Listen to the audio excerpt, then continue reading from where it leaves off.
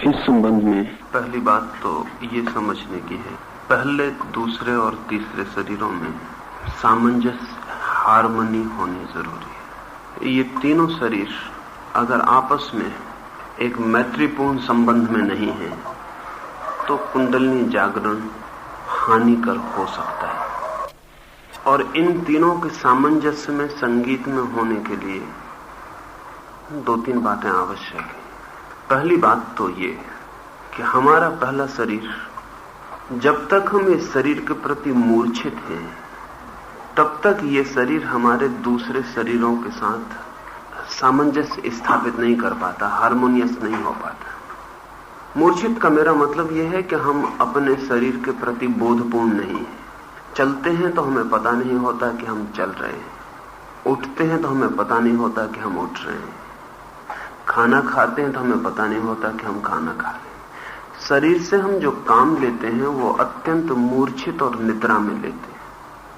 अगर इस शरीर के प्रति मूर्छा है तो दूसरे शरीरों के प्रति तो और भी मूर्छा होगी, क्योंकि वो तो बहुत सूक्ष्म है। अगर इस स्थूल दिखाई पड़ने वाले शरीर के प्रति भी हमारा कोई होश और अवेयरनेस नहीं है तो जो शरीर नहीं दिखाई पड़ते, अदृश्य, उनका तो कोई सवाल नहीं उठता, उनके प्रति तो हमें कभी होश नहीं हो सकता। और बिना होश के सामंजस्य नहीं है। सब सामंजस्य होश में होता है, नींद में सब सामंजस्य टूट जाता है। तो पहली बात तो इस शरीर के प्रति अवेयरनेस जगानी जरूरी है। ये शरीर छोटा सा भी काम करे तो उसमें एक रिमेम्बरिंग, उसमें एक स्मरण होना आवश्यक है।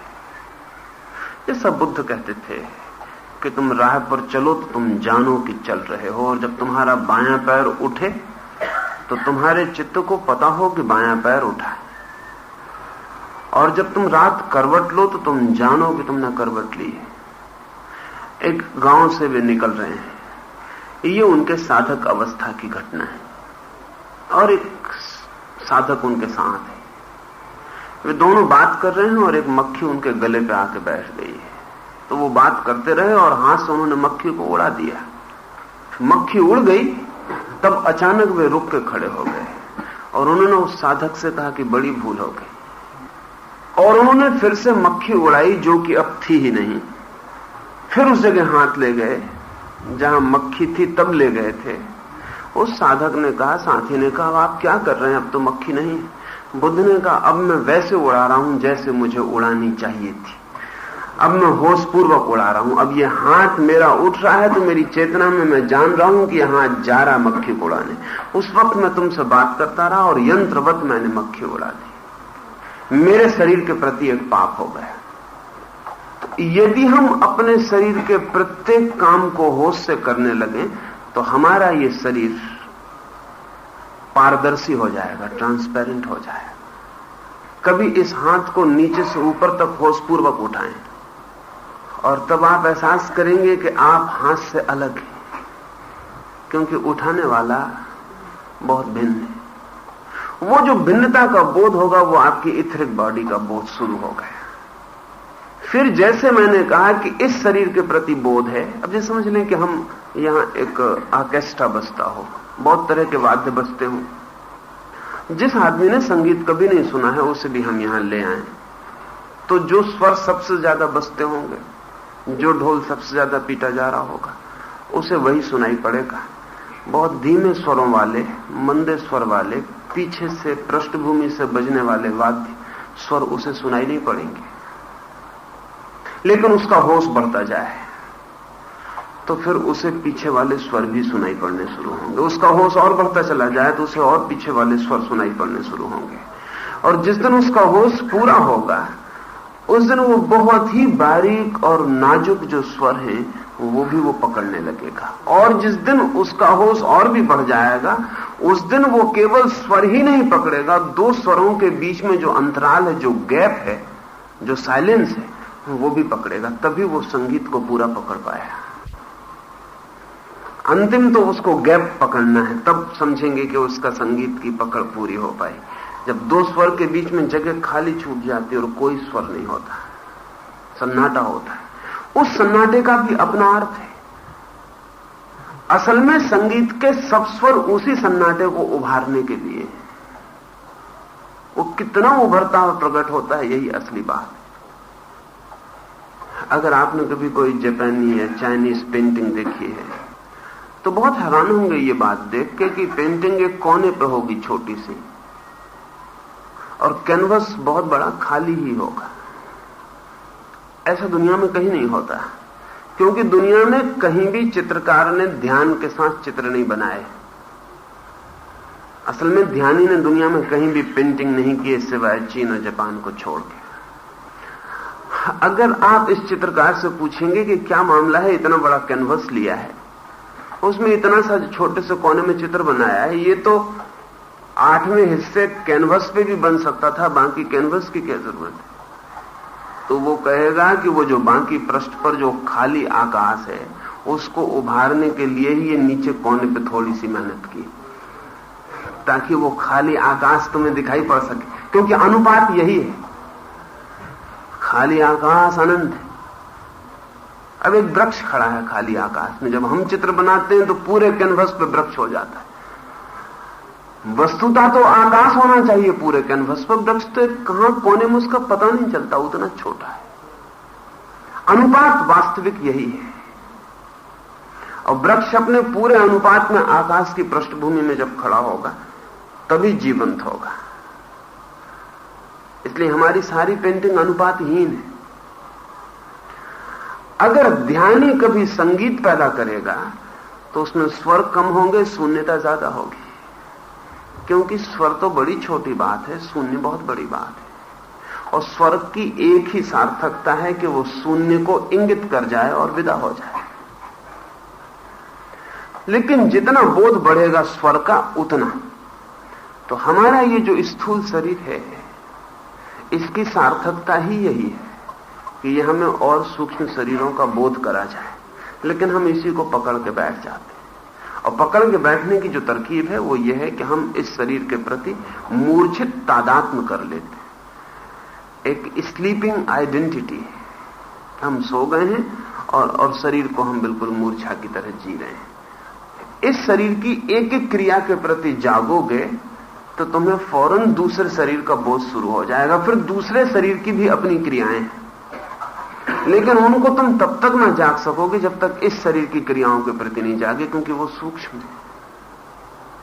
अगर तुम इस शरीर की क्रियाओं के प्रति जाग गए तो तुम्हें दूसरे शरीर की क्रियाओं का भी हलन चलन पता पड़ने लगेगा।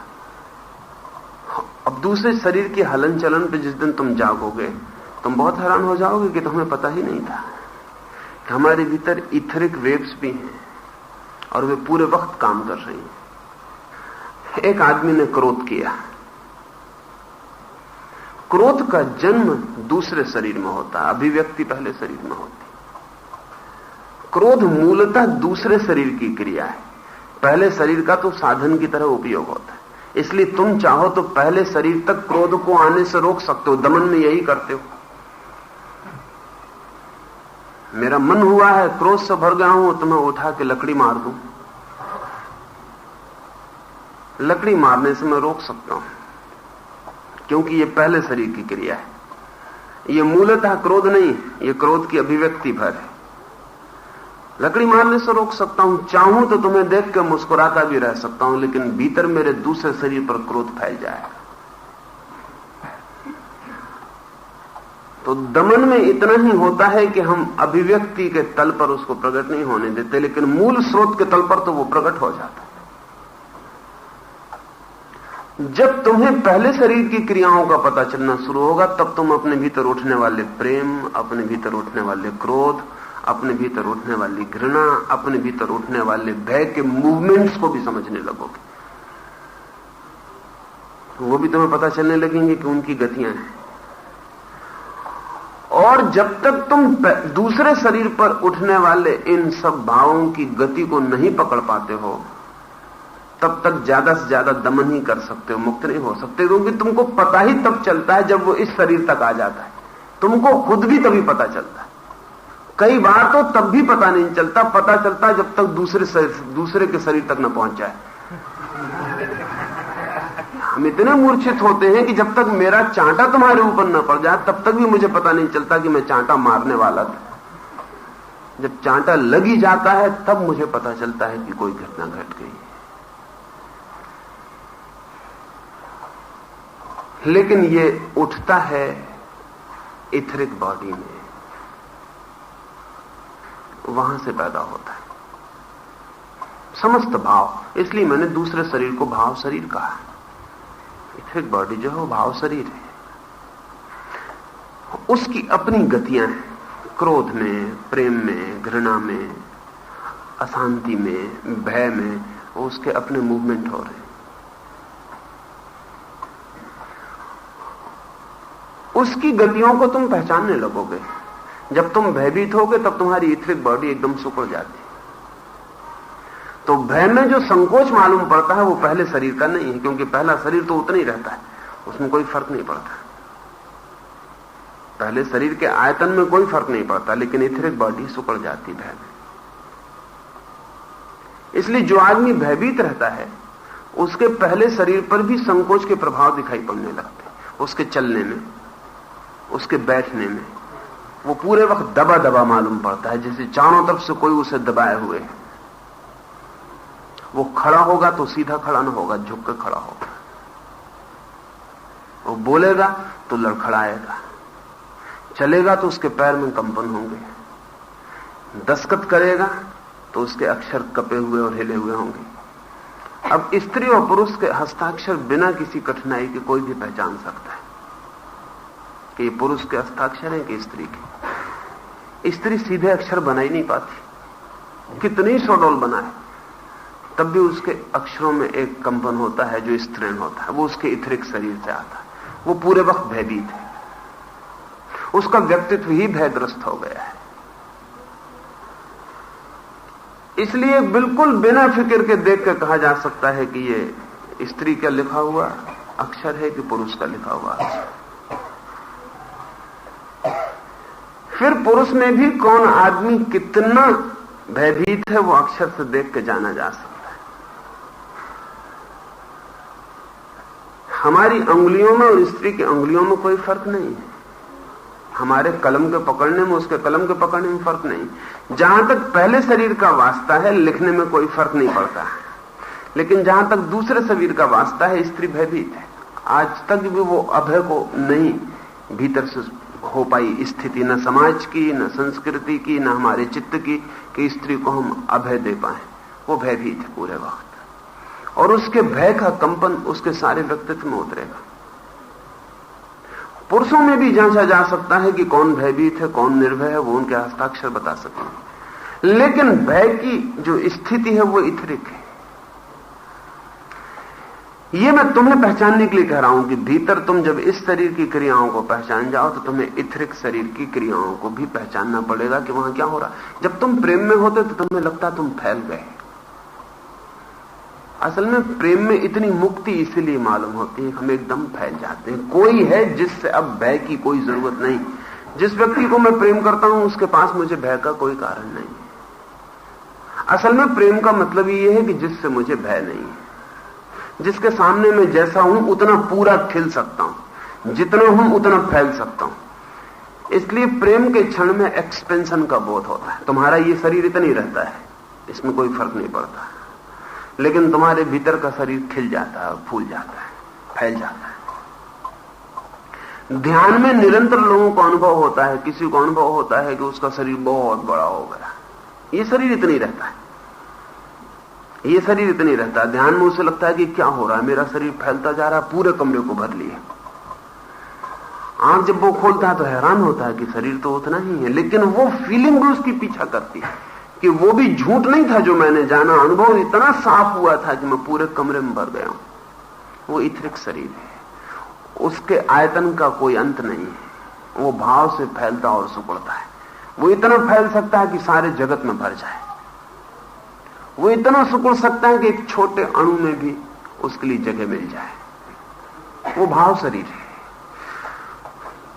तो उसकी क्रियाएं तुम्हें दिखाई पड़नी शुरू होंगी, उसका फैलना, उसका सिकुड़ना, वो तो सामंजस्य पैदा होगा। जिनमें वो सुकड़ता है अगर उनमें जीने लगे तो इस शरीर में और दूसरे शरीर में सामंजस्य टूट जाएगा, क्योंकि उसका फैलाव ही उसकी सहजता है।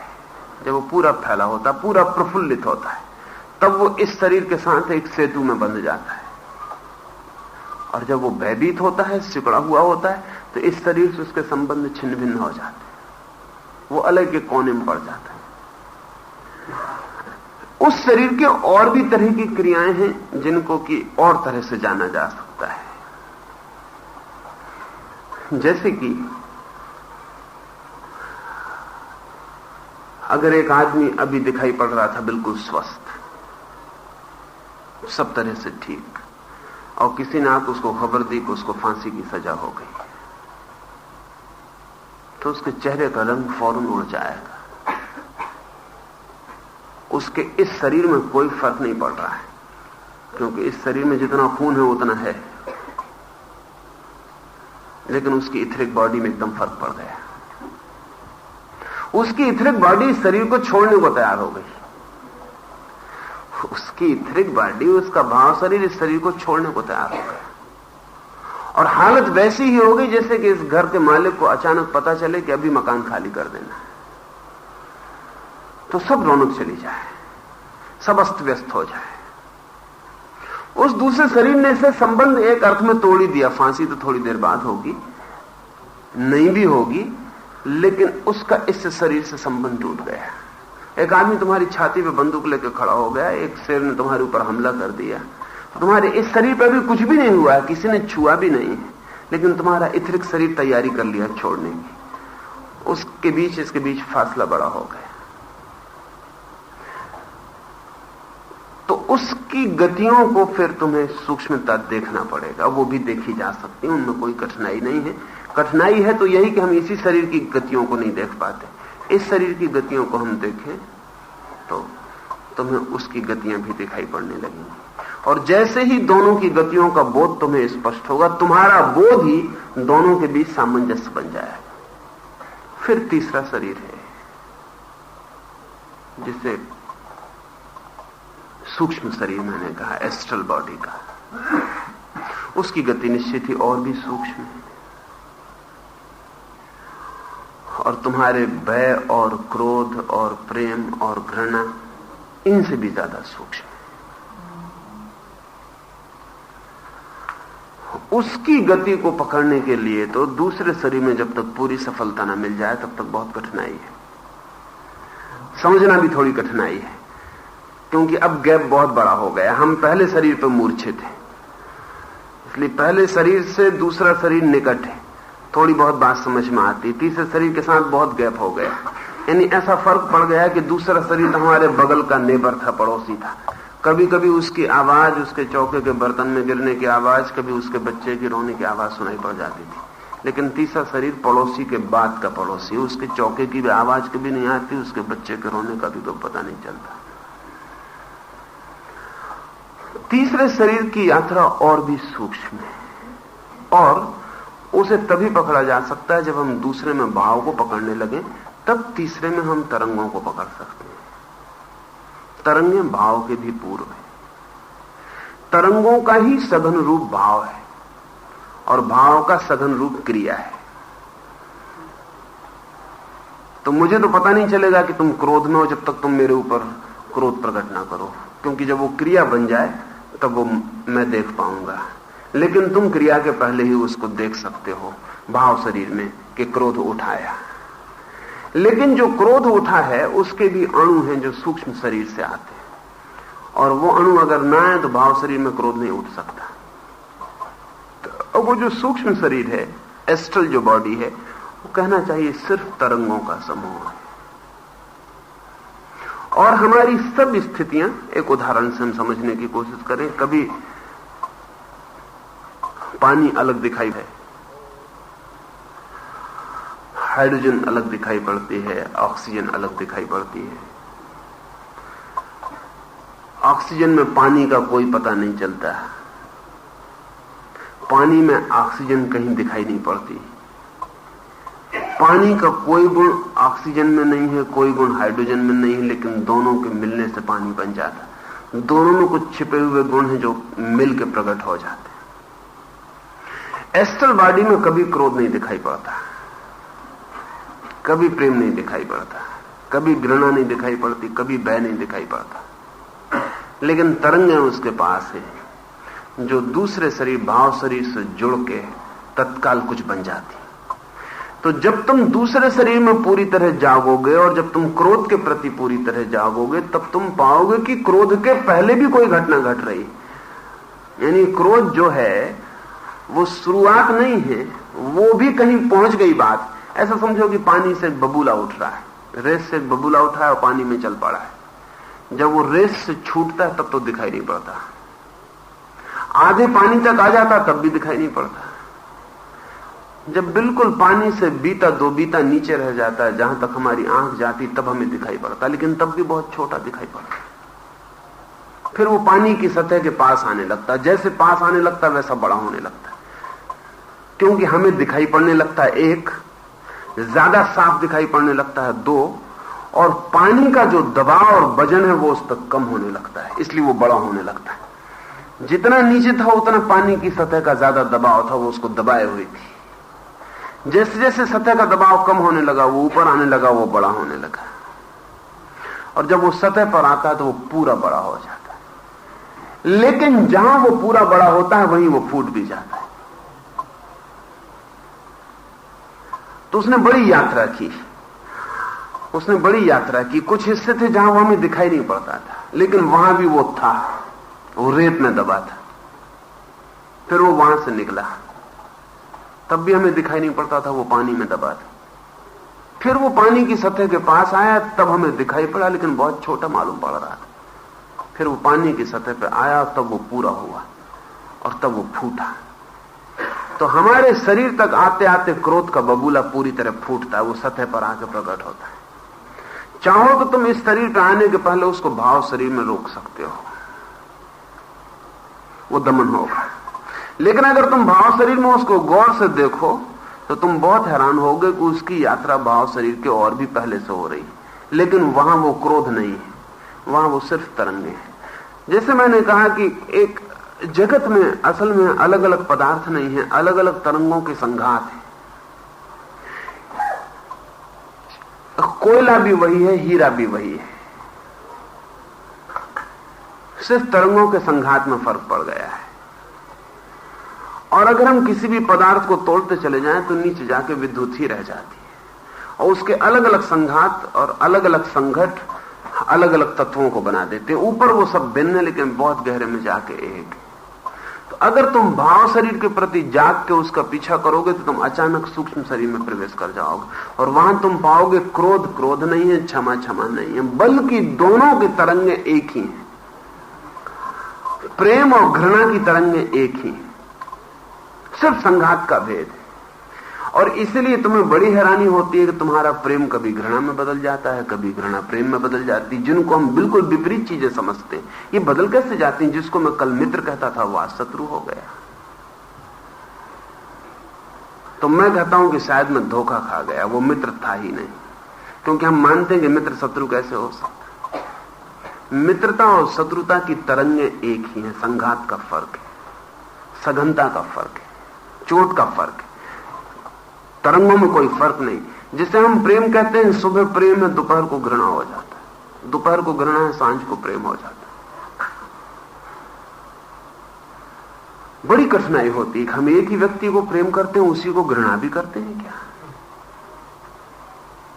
फ्राइड को यही ख्याल था कि जिसको हम घृणा करते हैं उसी को हम प्रेम भी करते हैं, जिसको हम प्रेम करते हैं उसको घृणा भी करते हैं।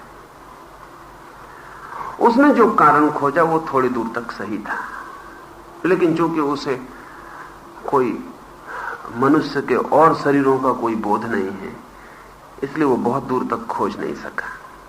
उसने जो कारण खोजा वो बहुत सतह पर था। उसने कारण ये खोजा कि बच्चा जब मां के पास बड़ा होता है तो एक ही ऑब्जेक्ट को, मां को, वो कभी प्रेम भी करता है जब मां उसको प्रेम देती, और जब मां उसको डांटती, डपटती, क्रोध करती, मौके होते हैं जब वो नाराज होती, तब वो उसको घृणा करने लगता है। तो एक ही ऑब्जेक्ट के प्रति, एक ही मां के प्रति दोनों बातें एक साथ उसके मन में भर जाती, घृणा भी करता है, प्रेम भी करता है, कभी सोचता है मार डालूं, कभी सोचता है इसके बिना कैसे जी सकता हूं, यही मेरा प्राण है। वो दोनों बातें सोचने लगता है। इन दोनों बातों को सोचने की वजह से मां उसके प्रेम का पहला ऑब्जेक्ट है। इसलिए सदा के लिए सब प्रेम के ऑब्जेक्ट, जब भी कोई प्रेम किसी से वो करेगा तो वो एसोसिएशन के कारण उसको घृणा भी करेगा और प्रेम भी करेगा। लेकिन ये बहुत सतह पर पकड़ी गई बात है। ये बबूला वहां पकड़ा गया है जहां फूटने के करीब है। ये बहुत गहरे में नहीं पकड़ी गई है बात। गहरे में अगर एक मां को भी बच्चा अगर घृणा और प्रेम दोनों कर पाता है तो इसका मतलब ये है कि घृणा और प्रेम में जो अंतर होगा वो बहुत गहरे में क्वांटिटी का होगा, क्वालिटी का नहीं हो सकता। वो जो अंतर होगा वो परिमाण का होगा, वो गुण का नहीं हो सकता। क्योंकि प्रेम और घृणा एक ही चित्त में एक साथ अस्तित्व में नहीं हो सकते। अगर हो सकते हैं तो एक ही आधार पर हो सकते हैं कि वे कन्वर्टिबल हों, उनकी तरंगें यहां से वहां डोल जाती हों। तो इस तीसरे शरीर में ही साधक को पता चलता है जाके कि हमारे सारे चित्त में द्वंद्व क्यों है। एक आदमी जो सुबह मेरे पैर छू गया और कह गया कि आप भगवान हो, वो शाम को जाके गाली देता और कहता वो आदमी शैतान है। वो कल सुबह आके फिर पैर छूता और कहता भगवान। कोई आके मुझे कहता है कि उस आदमी की बात पे भरोसा मत करना, वो कभी आपको भगवान कहता कभी शैतान कहता। मैं कहता हूं उसी पे भरोसा करने योग्य, क्योंकि वो जो आदमी कह रहा है उसका कोई कसूर नहीं, वो कुछ एक दूसरे के विपरीत बातें नहीं कह रहा है। ये एक ही स्पेक्ट्रम की बातें हैं, ये एक ही सीढ़ी की बातें हैं। इन सीढ़ियों में परिमाण का अंतर है। असल में जैसे वो भगवान कहता है वैसे ही वो एक बात को पकड़ लेता है और चित्त जो है वो द्वंद्व है। दूसरा पहलू कहां जाएगा, वो उसके नीचे दबा बैठा रहता है और प्रतीक्षा करता है जब तुम्हारा पहला भाव थक जाए तो मुझे मौका देना। थक जाता है थोड़ी देर में, कितनी देर तक भगवान कहता रहेगा, थोड़ी देर में थक जाता है तो फिर कहता है शैतान है पक्का वो आदमी। और ये दोनों दो चीजें नहीं है, ये दोनों बिल्कुल एक चीज है। और जब तक मनुष्य जाति ये न समझ पाएगी ठीक से कि हमारे तीसरे शरीर में हमारे सारे द्वंद्व एक ही तरंगों के रूप हैं, तब तक हम मनुष्य की समस्याओं को हल न कर पाएंगे। क्योंकि सबसे बड़ी समस्या यही है कि जिसे हम प्रेम करते हैं उसे हम घृणा भी करते हैं, जिसके बिना हम नहीं जी सकते उसकी हम हत्या भी कर सकते हैं। जो हमारा मित्र है वो गहरे में हमारा शत्रु भी है। ये बड़ी से बड़ी समस्या है, क्योंकि जीवन के लिए जहां संबंध है हमारे वहां यही सबसे बड़ा मामला है। लेकिन अगर एक बात समझ में आ जाए कि इनके संघात एक जैसे हैं, इनमें कोई फर्क नहीं। आमतौर से हम अंधेरे और प्रकाश को दो विरोधी चीजें मानते हैं, जो गलत है। वैज्ञानिक अर्थों में तो अंधेरा जो है वो प्रकाश की कम से कम न्यूनतम अवस्था है। और अगर हम खोज सकें तो अंधेरे में भी प्रकाश मिल जाएगा। ऐसा अंधेरा नहीं खोजा जा सकता जहां प्रकाश अनुपस्थित हो। ये दूसरी बात है कि हमारे खोज के साधन थक जाए, हमारी आंख न देख पाती हो, हमारे यंत्र न देख पाते हो, लेकिन प्रकाश जो है वो और अंधकार जो है वो एक ही यात्रा पथ पर एक ही चीज के तरंगों के विभिन्न आघात है। इससे इसको और दूसरी तरह समझें तो ज्यादा आसान होगा, क्योंकि प्रकाश और अंधकार में हमने ज्यादा बड़ा एब्सोल्यूट विरोध मान रखा है। लेकिन ठंड और गर्मी को हम समझें तो आसानी हो जाएगी, उसमें हमने इतना एब्सोल्यूट विरोध नहीं मान रखा है। और कभी एक छोटा सा प्रयोग करने जैसे मजेदार होता है कि एक हाथ को थोड़ा सिगड़ी पे तपा लें और एक हाथ को बर्फ पे रख के ठंडा कर लें, और फिर दोनों हाथों को एक ही तापमान के पानी में डाल दें, और तब आप बड़ी मुश्किल में पड़ जाएंगे कि उस पानी को ठंडा कहें कि गर्म कहें, क्योंकि एक हाथ खबर देगा वो गर्म है और एक हाथ खबर देगा कि वो ठंडा है। तब आप बड़ी मुश्किल में पड़ जाएंगे कि इस पानी को हम क्या कहें, ठंडा कहें कि गर्म कहें, क्योंकि आपके दो हाथ दो खबरें दे रहे हैं। असल में ठंड और गर्म दो चीजें नहीं है, एक सापेक्ष अनुभव है। जिस चीज को हम ठंडा कह रहे हैं उसका मतलब केवल इतना है कि हम उससे ज्यादा गर्म हैं। जिस चीज को हम गर्म कह रहे हैं उसका कुल मतलब इतना है कि हम उससे ज्यादा ठंडे हैं। हमारे और उसके बीच हम परिमाण का अंतर बता रहे हैं और कुछ भी नहीं कह रहे हैं। कोई चीज ठंडी नहीं है, कोई चीज गर्म नहीं है, या जो भी चीज ठंडी है वो साथ ही गर्म है। असल में गर्मी और ठंडक बड़े बेमानी शब्द हैं, कहना चाहिए तापमान, वो ठीक शब्द है। इसलिए वैज्ञानिक ठंडे और गर्म का प्रयोग नहीं करता, वो कहता कितने डिग्री का तापमान, क्योंकि ठंडे और गर्म काव्य के शब्द हैं, कविता के शब्द हैं, खतरनाक है विज्ञान में। उससे कुछ पता नहीं चलता। एक आदमी कहे कि कमरा ठंडा, उससे कुछ पता नहीं चलता कि मतलब क्या है उसका। हो सकता है उस आदमी को बुखार चढ़ा हो और कमरा ठंडा मालूम पड़ रहा हो, कमरा ठंडा बिल्कुल ना हो। इसलिए जब तक इस आदमी का पता ना चल जाए कि इस आदमी की बुखार की क्या स्थिति, तब तक कमरे के बाबत इसके वक्तव्य का कोई मतलब नहीं है। तो इसलिए इससे हम पूछते हैं, तुम ये मत बताओ कि कमरा ठंडा है गर्म, तुम ये बताओ डिग्री कितनी। तो डिग्री जो है वो ठंडक और गर्मी का पता नहीं देती। डिग्री सिर्फ इस बात का पता देती है कि तापमान इतना है। अगर उससे आपकी डिग्री ज्यादा है तो वो ठंडा मालूम पड़ेगा, अगर आपकी डिग्री कम है तो वो गर्म मालूम पड़ेगा। ठीक ऐसा ही प्रकाश और अंधकार के बाबत सच है कि हमारे देखने की क्षमता कितनी है। रात हमें अंधेरी मालूम पड़ती है, उल्लू को नहीं मालूम पड़ती होगी। उल्लू को दिन बहुत अंधकारपूर्ण है, और उल्लू जरूर समझता होगा कि आदमी जो है बड़े अजीब लोग हैं, रात में जागते हैं स्वभाव था। आदमी उल्लू को बड़ा उल्लू इसलिए समझता है ना, उसको नाम ही इसलिए दिया हुआ है। लेकिन उल्लू क्या सोचते हैं आदमियों के बाबत ये हमें कुछ पता नहीं। निश्चित ही उसके लिए तो दिन जो है वो रात है और रात जो है वो दिन। और सोचता है वो आदमी भी कैसा ना समझ, और इसमें इतने इतने बड़े ज्ञानी होते हैं लेकिन फिर भी ये जागते हैं रात में ही, और जब दिन होता है तब सो जाते हैं। जब असली वक्त आता है जागने का तब ये बेचारे सो जाते हैं। उल्लू को रात में दिखाई पड़ता है, उसकी आंख सक्षम है, तो उसके लिए रात अंधकार नहीं। अंधकार और प्रकाश ऐसे ही प्रेम और घृणा की तरंगे हैं जिनमें अनुपात है। तो तीसरे तल पर जब तुम जागना शुरू होगे तो तुम एक बहुत अजीब स्थिति में पहुंचोगे, और वो अजीब स्थिति ये होगी कि तुम्हारे पास चुनाव न रह जाएगा कि हम प्रेम को चुने कि घृणा को, क्योंकि तब तुम जानते हो ये दोनों एक ही चीज के नाम है, और तुमने एक को भी चुना तो दूसरा भी चुन लिया गया। दूसरे से तुम बच नहीं सकते। इसलिए तीसरे उस पर खड़ा हुआ आदमी से अगर तुम कहोगे कि हमें प्रेम करो, तो वो पूछेगा कि घृणा की भी तैयारी है, घृणा सह सकोगे? नहीं, तुम कहोगे हम तो प्रेम चाहते हैं, आप हमें प्रेम दें, तो वो कहेगा ये बहुत मुश्किल है कि मैं तुम्हें प्रेम दे सकूं, क्योंकि प्रेम जो है वो घृणा के संघातों का ही एक रूप है। असल में ऐसा रूप जो तुम्हें प्रीतिकर लगता है, और घृणा ऐसा रूप है उन्हीं किरणों का, उन्हीं तरंगों का जो तुम्हें अप्रीतिकर लगता है। तो तीसरे तल पर खड़ा हुआ व्यक्ति द्वंद्व से मुक्त होने लगेगा, क्योंकि पहली दफा उसे पता चलेगा कि द्वंद्व, जिन दो चीजों को उसने दो माना था वो दो नहीं थी, वो एक ही थी। जो दो शाखाएं दिखाई पड़ती थी वो पेड़ पर आकर एक ही वृक्ष की शाखाएं थी, और बड़ा पागल था वो कि वो एक को बचाने के लिए दूसरे को काटता रहा था, लेकिन उससे कुछ कटना नहीं हो सकता था, क्योंकि वृक्ष गहरे में एक ही था।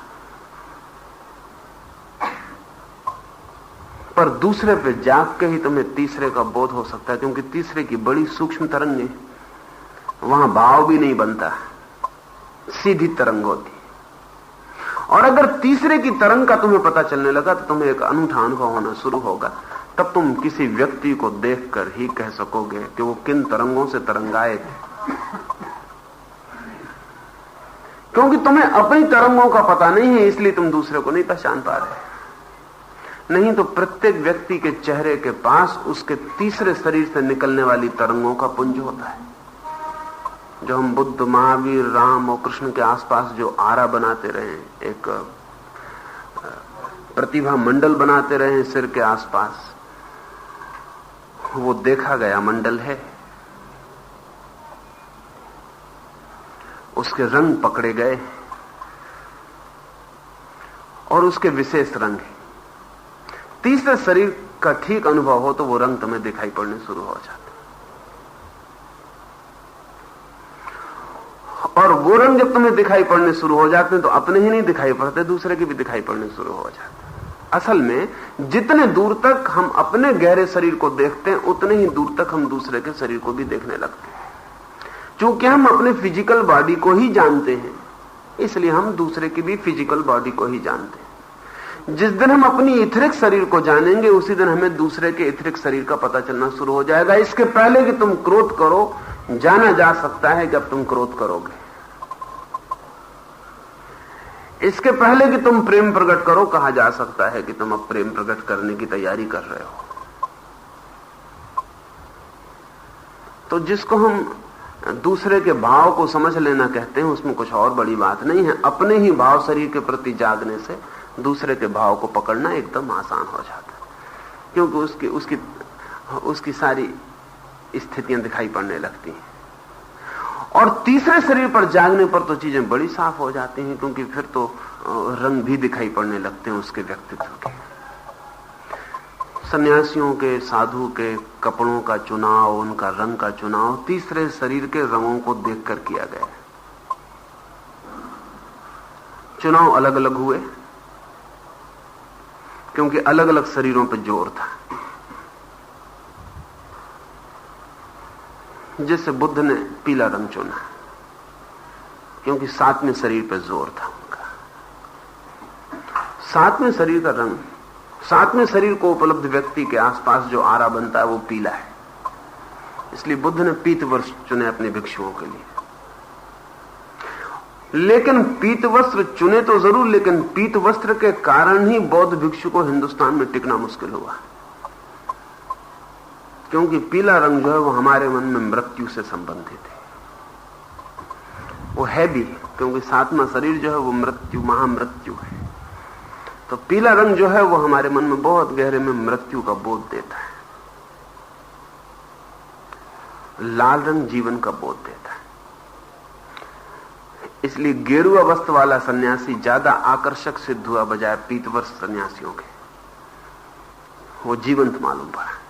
वो खून का रंग है और छठवें शरीर का रंग है, ब्रह्म कॉस्मिक बॉडी का रंग है। तो जैसा सूर्योदय होता है सुबह, वैसा रंग है। छठवें शरीर पर वैसे रंग का आरा बनना शुरू होता है। जिन्होंने सफेद वस्त्र चुने वो पांचवें शरीर का रंग है, वो आत्म शरीर से संबंधित है। जैनों का आग्रह ईश्वर को फिक्र छोड़ देने का है, निर्वाण की फिक्र छोड़ देने का है, क्योंकि आत्मा तक ही वैज्ञानिक चर्चा हो सकती है। और महावीर बहुत ही वैज्ञानिक बुद्धि के आदमी, वो उतनी ही दूर तक बात करेंगे जितनी दूर तक गणित जाता है। उसके आगे वो कहेंगे अब हम बात नहीं करेंगे, अब तुम जाके देखना। वो दूसरी बात, हम बात नहीं करेंगे, क्योंकि कोई भूल चूक की बात नहीं करना चाहते, वो कुछ मिस्टिक बात नहीं करना चाहते।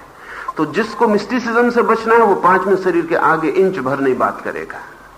तो महावीर ने सफेद रंग चुन लिया, वो पांचवें शरीर का रंग था। और भी मजे की बात है,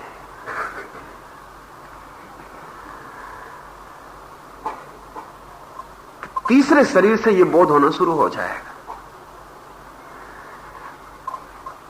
तीसरे शरीर से तुम्हें रंग दिखाई पड़ने शुरू हो जाएंगे। ये रंग भी तुम्हारे भीतर होने वाले सूक्ष्म तरंगों के स्पंदन का प्रभाव है। आज नहीं कल इनके चित्र लिए जा सकेंगे, क्योंकि जब आंख से इन्हें देखा जा सकता है तो बहुत दिन तक कैमरे की आंख नहीं देखेगी, ऐसा कहना मुश्किल है। इनके चित्र आज नहीं कल लिए जा सकेंगे, और तब हम व्यक्तित्व को पहचानने के लिए बड़ी अद्भुत क्षमता को उपलब्ध हो जाएंगे। वो तुम ब्लूसर का टेस्ट देखे, एक जर्मन विचारक है जिसने लाखों लोगों पर रंगों का अध्ययन किया है, और अब तो यूरोप और अमेरिका में बहुत से अस्पताल भी उसका प्रयोग कर रहे हैं। क्योंकि आप कौन सा रंग पसंद करते हैं यह आपके बहुत गहरे व्यक्तित्व की खबर देता है। एक खास बीमारी का मरीज एक खास तरह के रंग को पसंद करता है। स्वस्थ आदमी दूसरे तरह के रंग को पसंद करता है, शांत आदमी दूसरे तरह के रंग को पसंद करता है, महत्वाकांक्षी आदमी दूसरे तरह के रंग को पसंद करता है, महत्वाकांक्षाहीन आदमी बिल्कुल दूसरे तरह के रंग को पसंद करता है। और इन रंगों की पसंद से तुम अपने तीसरे शरीर पर तुम्हारे क्या प्रकट हो रहा है उसकी खबर देते हो। अब ये बड़े मजे की बात है कि तुम्हारे तीसरे शरीर पर जो रंग प्रकट हो रहे हैं तुम्हारे चारों तरफ, अगर उनको पकड़ा जाए और तुमसे रंगों की जांच करवाई जाए तो बड़े मजे की बात है कि वो रंग दोनों बराबर एक से होते हैं। जो रंग तुम्हारे चारों तरफ फैलता है वही रंग तुम पसंद करते हो।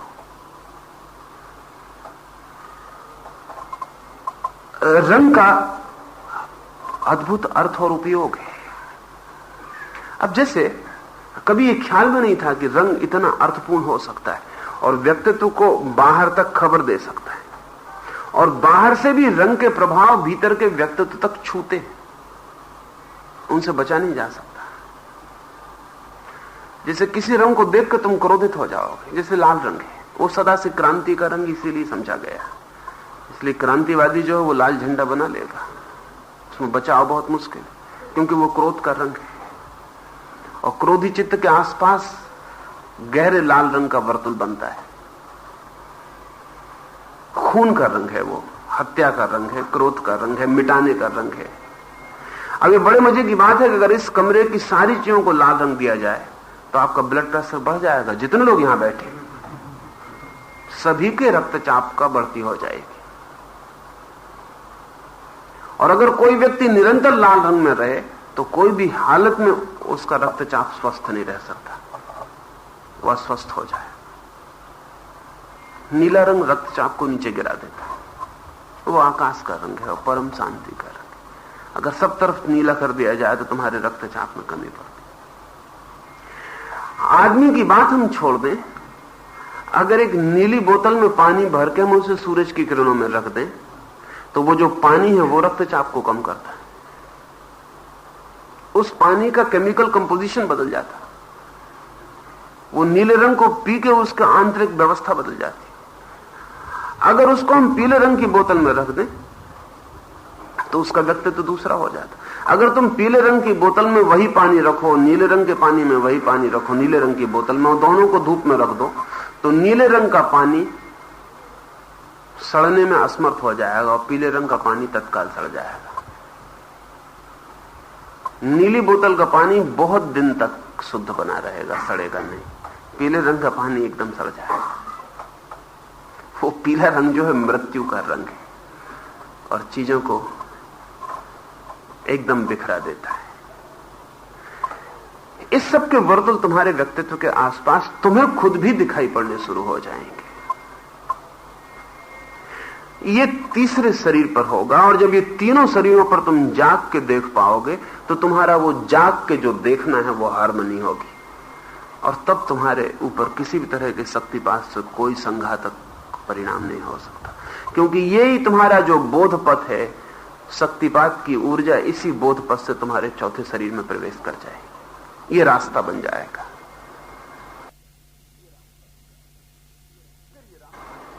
अगर ये रास्ता नहीं तो खतरा पूरा है। इसलिए मैंने कहा कि हमारे 3 शरीर सक्षम होने चाहिए, तभी गति